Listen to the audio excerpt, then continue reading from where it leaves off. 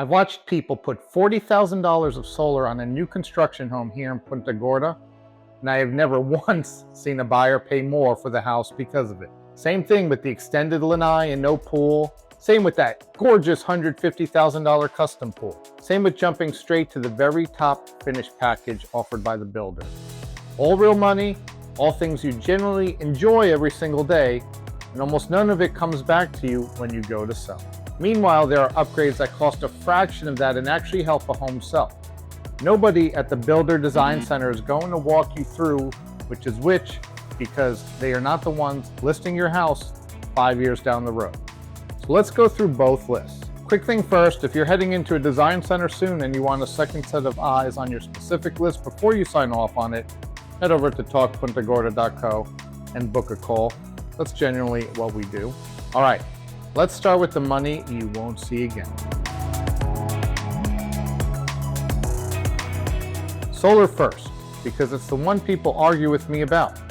I've never seen solar panels add value at the sale of a home, and I want to be precise about what I mean. Buyers are fine taking a system. They'll accept it. They just don't go looking for it. And they're not going to pay another $30,000 to $40,000 more for your house because it's already on the roof. Owned, leased, doesn't change what I've watched happen. Second one, the extended lanai with no pool. I've had clients spend $30,000, $40,000 extending the lanai, and it just doesn't attract the masses. A big lanai earns that money when it's wrapped around the pool. On its own, it's a personal preference, and the next buyer didn't ask for it. Third, the pool itself. And I want to be careful here because pools do belong in Florida. A standard pool right now is running around $80,000. That's normal. That's not the problem. The problem is the $150,000 plus custom pool.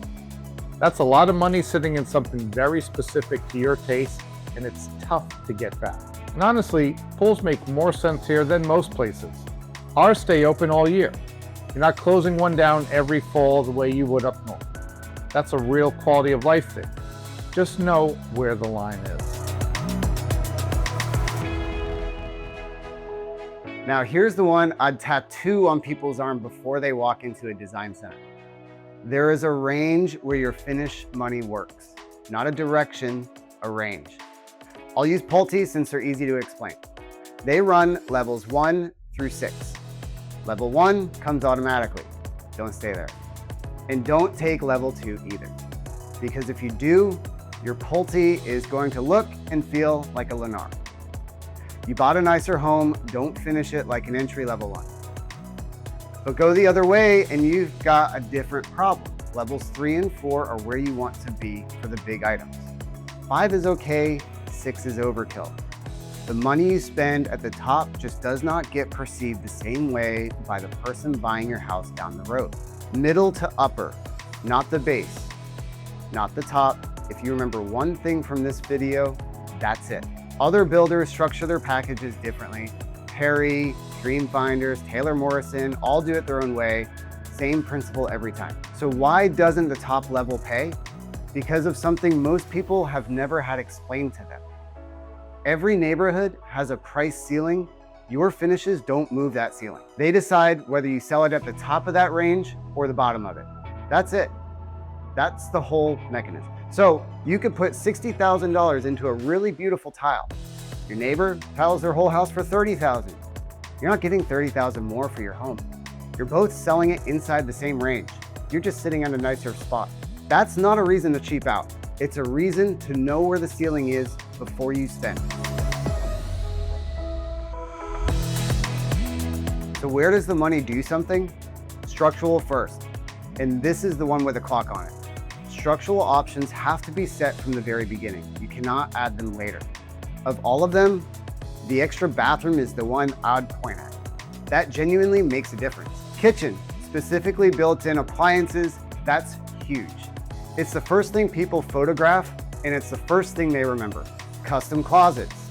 These really help a home sell, and they're nowhere near the cost of the stuff we talked about earlier. Do the master first, then the kitchen pantry. After that, you can do modified custom in the other bedrooms, depending on how you actually use them. Impact windows, paramount.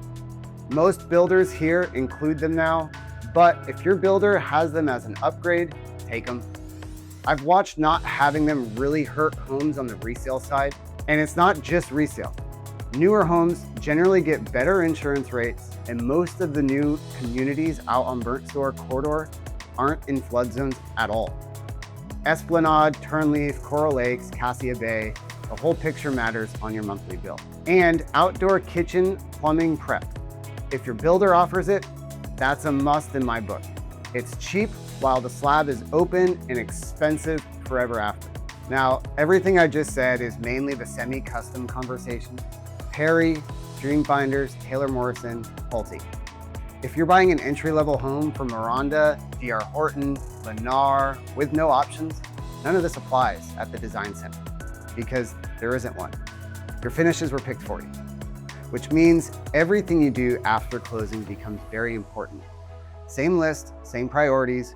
You're just doing it yourself on your own timeline and usually for less money than the builder would have charged. One last thing, and this is the part that catches people off guard. The Design Center is about 30 days after you sign, not 60, 30. So you don't get months to think this through, which is exactly why I would figure out your list now before you're sitting in that room with someone walking you through samples. If you want us to go through your specific list with you, what to take, what to skip, what you can do cheaper yourself later, head over to talkpuntagorda.co and book a call. That's talkpuntagorda.co. Subscribe if this was useful. We do one of these every week. And next week, we're doing the one that blindsides more out-of-state buyers than anything else here. HOA, CDD, and special assessments. 3 separate bills, and most people only budget for one. It's right here.